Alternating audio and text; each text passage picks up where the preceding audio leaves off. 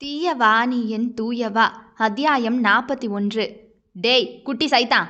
மகன் காதை சுரண்டினான். அவன் பல் கடிபடுவது மகன் தாடை இறுகுவதில் தெரிந்தது. கண்ணாடி தேவையில்லை. அவனும் அவன் மகனும் கோபத்தில் அச்சடித்து இருக்க மகனை சீண்ட சீண்ட இவனுக்கு உல்லாச மனநிலை.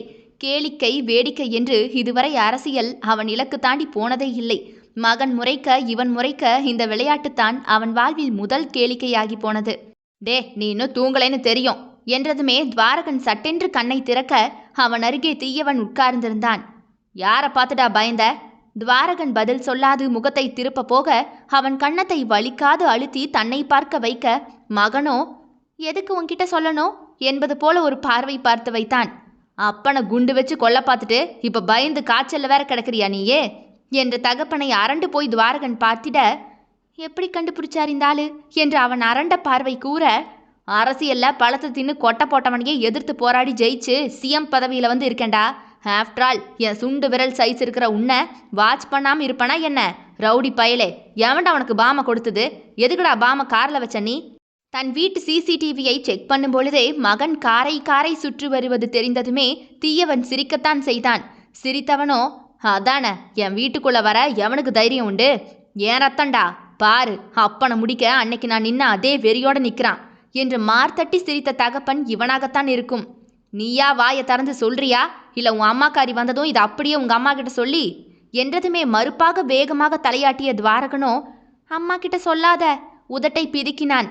ஊரே தன்னை மதிக்க வேண்டும் என்று ஆசைப்பட்ட அரக்கன் தன் மகனின் ஒற்றை விழி பேச்சில் கோபம் கொள்ளாமல் வசமாக சிக்கிய மகனை பார்த்து ஊமையாக சிரித்தான். அப்போ எதுக்காக வச்ச? ஒழுங்கு மரியாதையா சொன்னா உன் அம்மா கிட்ட நான் சொல்ல மாட்டேன், இல்ல வந்ததுமே போட்டு கொடுத்துருவேன். வேண்டாம் வேண்டாம். அப்போ சொல்லு. சத்தியமா அம்மா கிட்ட சொல்ல மாட்டியா என்று பிஞ்சு கையை காட்ட, சொல்லு அப்புறம் சத்தியம் பண்றேன். நம்ப மாட்டேன், சத்தியம் அடி, அப்புறமா நான் சொல்றேன். அப்பனுக்கு மகன் தப்பாது பிறந்திருந்தான். சரி சத்தியம் சொல்லு என்று அவன் தன் பரந்த கையை மகனின் கையில் வைத்து அழுத்தினான். அது பாம்புன்னு எனக்கு தெரியாது. அந்த கல்லை காரில் வச்சா நீ காணாம போயிடுவேன்னு அவன் சொன்னான். எவன்டா? அவன்தான். எவன்தான்டா? தெரியாது. தோலை உலுக்கினான் மகன். எப்படி இருந்தான் அவன்? உன்னைய மாதிரியே தான் பார்க்க பயங்கரமா இருந்தான். டேய் உடம்பு சரியில்லைன்னு பார்க்க மாட்டேன்டா, உன்னை தோலை உரிச்சு தொங்க போட்டுருவேன். பயமில்லாத முகத்தை கோணிய மகன் உலகில் அவன் காணாத புது அவஸ்தை கொடுத்தான். அதை என்ன பண்ணுன? நீ காணாம போயிடுவேன்னு நம்பி உன் கருப்பு காரில் வச்சேன். உங்கள் அப்பனை கொல்றதுக்காக தான் நீ பாம்பு வச்ச. அது மந்திரக்கல் இல்லை, பாம்பு. உன்னை போலீஸில் பிடிச்சி கொடுத்துருவேன். நீ இனிமேல் உள்ளே தான் கிடக்கணும்னு அன்னைக்கு ஸ்கூலுக்கு போயிட்டு வரும்போது என்னை மிரட்டினான். அதான் நான் பயந்துட்டேன் என்று தப்பு செய்ததை தைரியமாக கூறும் மகனை கண்டு சிரிப்பு வந்துவிட்டது. என்னைய போலீஸில் பிடிச்சி கொடுத்துருவாங்களோ என்று கேள்வியாக தகப்பனை பார்க்க அதற்கு வாய்விட்டே சிரித்த தீயவனோ, போலீஸா? என் மகனை எந்த போலீஸ்டா பிடிக்கும்? அதெல்லாம் பிடிக்காது. எவன் உன்னை மிரட்டினதுன்னு சொல்லு, ஆளே இல்லாமல் ஆக்கிடலாம். இப்படித்தான் வந்தவனும் சொன்னான், உன்னை இல்லாமல் ஆக்கிடுவேன்னு. இந்தா என் கண்ணு முன்னாடி மறுபடியும் வந்து நின்று எங்கள் அம்மாவுக்கு தொல்லை கொடுத்துக்கிட்டே இருக்க. உன்னால எங்கள் அம்மாவுக்கும் நிம்மதி இல்லை. எப்போ பார்த்தாலும் அம்மா கிட்ட சண்டை வேற போடுற. இப்படி சத்தமே இல்லாமல் மகன் முணங்கினாலும் கூட அத்தனை வார்த்தையுமே அச்சு பிசகாமல் அந்த நடு இரவில் தகப்பனுக்கு கேட்கத்தான் செய்தது. திடீரென்று நேருக்கு நேர் தன் தகப்பனை பார்த்த துவாரகனோ, எங்கள் அம்மாவை விட்டுட்டு போயிடு, இல்லை நாங்கள் உன்னை விட்டுட்டு போயிடுறோம். எங்களுக்கு உங்களை பார்க்கவே பிடிக்கல. பார்க்க தாண்டா பிடிக்கும். இதோ இந்த குட்டிச்சாத்தானை கொஞ்சம் எனக்கு பிடிக்க ஆரம்பித்த மாதிரி இந்த பெரிய சைத்தானையும் உனக்கு பிடிக்க ஆரம்பிச்சிடும். பிடிக்காது. பிடிக்கலைனாலும் நடக்காமல் விடுறதா இல்லைன்னு ஃபிக்ஸ் பண்ணிட்டேன். அப்போ எங்கள் அம்மாவையாவது விட்டுடு என்று பரிதவிக்க தன் தகப்பனை பார்த்தான். அவனுக்குத்தான் கஷ்டப்பட்டாலும் நொந்தாலும் கூட பரவாயில்லை, தாய் மகிழ்ச்சியாக இருக்க வேண்டும் என்கின்ற பேராசை. டேய் உங்கள் அம்மா உங்ககிட்ட பொய் சொல்லி வச்சிருக்காடா. நான் என்னடா அவளை பண்ணேன்? அவள் இருக்கிற தசை பக்கமே திரும்பி பார்க்க மாட்டேன்டா. பொய். எல்லாரப்பாவும் அவங்க அம்மாவை எவ்வளவு நல்லா பார்த்துக்கிறாங்க தெரியுமா? எங்கள் அம்மா கையை பார்த்துருக்கியா? இரும்பு மாதிரி அப்படியே காய்ப்பு பிடிச்சு போயிருக்கும். அந்த கையை தொட்டு பாரு, அப்போ தெரியும். அதுக்கெல்லாம் காரணம் நீ மட்டும்தான். நீ மட்டும் எங்களை நல்லா பார்த்துருந்தா எங்கள் அம்மாவுக்கு இந்த நிலைமையே வந்திருக்காது. போ, நீ எங்களுக்கு வேண்டவே வேண்டாம் என்று கண்ணை மூடி தகப்பனுக்கு முதுகை காட்டி படுத்து கொண்டான். மழலை கோபம்தான். ஆனால் அதில் இருந்தது அத்தனையுமே தன் தகப்பன் தன்னை தாங்கவில்லையே, தன் தகப்பன் தன் தாயை நேசிக்கவில்லையே, கஷ்டத்தில் துணை இருக்கவில்லையே, கஷ்டமில்லாமல் பார்த்து கொள்ளவில்லையே, ஒரு தகப்பனாக அவன் தன் கடமையை செய்யவில்லையே என்கின்ற ஆற்றாமை வலி இருந்தது.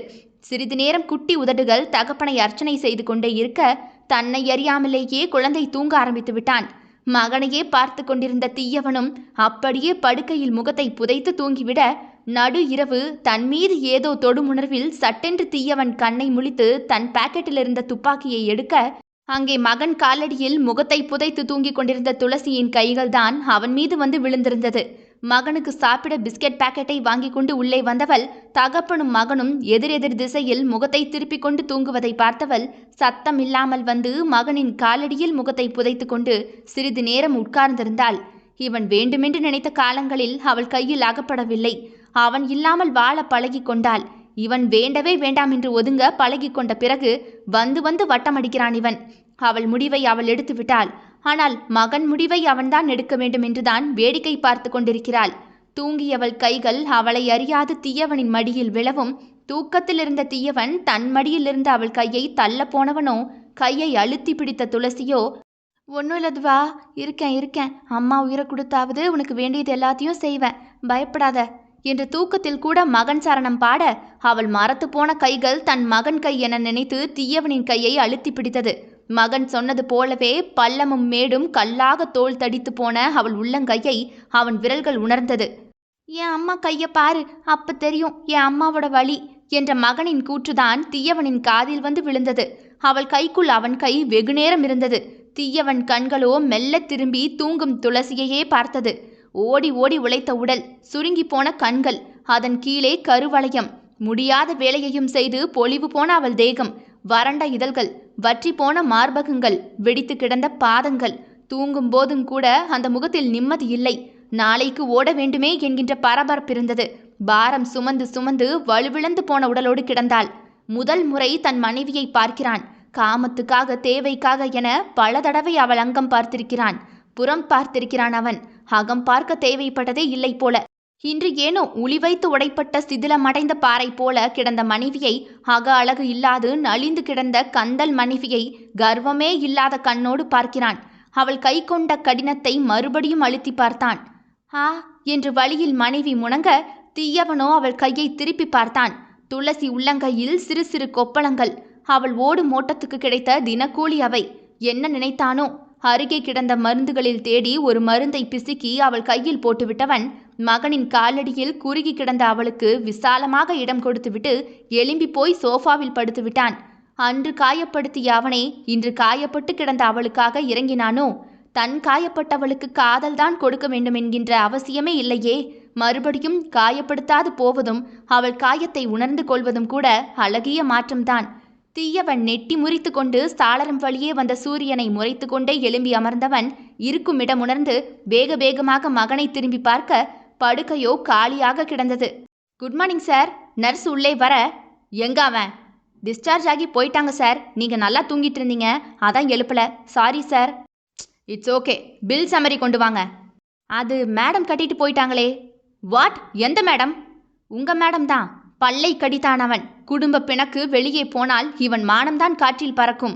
எவ்வளவு பில் வந்துச்சு? 30,000 வந்துச்சு சார். அவ்வளவு தொகையை கட்ட அவகிட்ட காசு இருக்காதே. சார் ஏதோ கம்மலை அடகு வைக்க போறதா சொல்லிட்டு போனாங்க. இவன் நம்ம பிபியை எப்படி ஏத்தலாம்னு ஸ்பெஷல் கோச்சிங் எதுவும் எடுத்துட்டு வந்திருப்பாளோ? இல்ல எதிர்கட்சிக்காரன் சதி பண்ணி இவளை நம்ம தலையில தப்பிட்டானா? என்ன சார் கேட்டீங்க? புரியல. ஆட போமா, இது என் குடும்ப தலைவலி. போறவ ஒரு வார்த்தை எழுப்பி சொல்லிட்டு போக மாட்டாளா? அனாத போன போல மூக்குல பஞ்சம் மட்டும்தான் வச்சுட்டு போகல என்று தீயவன் புலம்பிக் கொண்டே அப்படியே முணங்கியவாறே வீட்டுக்குத்தான் அவன் கார் மறுபடியும் கிளம்பியது. ஊராவது மக்களாவது இதுக ரெண்டையும் சங்கிலி கட்டி தன்னோடு இணைத்து கட்டினால் தவிர ஊர்க்கவலை வராது. அந்த வீட்டுக்குள் போகும் வழியில் காரிடையே வந்து கன்றுக்குட்டி ஒன்று விழ பிரேக் போட்டு டிரைவர் காரை நிறுத்தினார். மனிதர்களுக்கு சிஎம் வருகிறார் என்று தெரியும், மாட்டுக்கு தெரியாதே. வந்து வழியை மறித்து விட்டது. வெகுநேரம் கன்று ஒன்று நகர மறுத்து முரண்டு பிடிக்க, உனக்கு இதே வேலையா போச்சு, உன் அம்மையை பிடிச்சு கட்டி போட்டாதான் அடங்கி பின்னாடி வருவ என்று மாட்டுக்கு சொந்தக்காரன் பசுவை கட்டி இழுத்து கொண்டு போக, அங்கும் இங்கும் ஓடிய கன்று தானாகவே மா என்று கத்திக்கொண்டே தாய் பசு பின்னே போக, இந்த காட்சியை பார்த்த தீயவன் உதடு வளைந்தது. சோ அவனை பிடிக்க இவளை கரெக்ட் பண்ணணும். இது தெரியாம டைம் வேஸ்ட் பண்ணிட்டியே தீயவா. பசுமாட்டை கட்டி இழுத்தா கண்ணுக்குட்டி தானா என் பக்கம் வரப்போகுது என்று நக்கலாக சிரித்தவனின் பார்வை துடைப்பம் சகிதம் பெரிய வீட்டை நோக்கி நடந்து போகும் மனைவியை பின்தொடர ஆரம்பித்தது. தூண்டிலில் பெரிய மீனை போட்டு சிறிய புழுவை பிடிக்க மாற்று விதி கண்டுபிடித்த வெற்றி களிப்பில் அவன் இதழ்கள் விரிந்தது. தொடரும். இதனுடைய அடுத்த அத்தியாயம் நாளை இரவு 7 மணிக்கு வந்துரும். கேட்க தவறாதீர்கள் மக்களே. தீயவா நீ என் தூயவா. விடை பெறுகிறேன். நான் உங்கள் ஆர்ஜே தியா.